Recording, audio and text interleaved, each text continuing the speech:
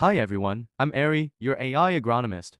Today I'll show you how to request AI analyzes in Agremo. Whether you want to count plants or assess crop health, Agremo gives you fast, accurate results, powered by our advanced AI models. And stay until the end, I will share a few pro tips and answer the most common questions. Let's get started. Open your field list. Find the field you've already created. Select the map you want to request an AI analysis on. The map is displayed within the field boundary, defined during field creation. The field boundary defines the analysis area. To request analysis, you can use the existing boundary or modify the annotation for greater precision.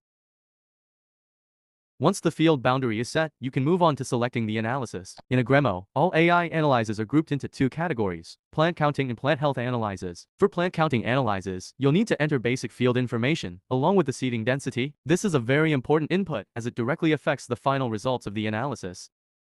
For plant health analyses, only basic field information is required.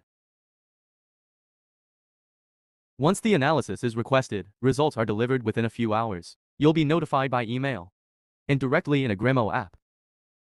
Before we end, here are the top questions users ask. On which map types can I request AI analyses? You can request AI analyses on drone maps, including RGB and multispectral maps. What resolution is required to request AI analyses? In most cases, the required resolution is between 1 to 2 cm or pixel. For some use cases, a higher resolution is also sufficient. Which AI analyses are available in Agremo? Agremo offers a wide range of AI analyses, grouped into two categories. 1. Plant counting analyses. Total plant count, plants per hectare or acre, germination rate, plants below or above the expected density. 2. Plant health analyses. Plant vigor, weed detection, green on green, lodging detection, green snap detection, waterlogging detection, and more. Can incorrect seeding density affect plant counting results? Yes, seeding density is one of the primary input parameters used by our AI plant counting models. If this value is entered incorrectly, it can directly impact the accuracy of the final plant count results.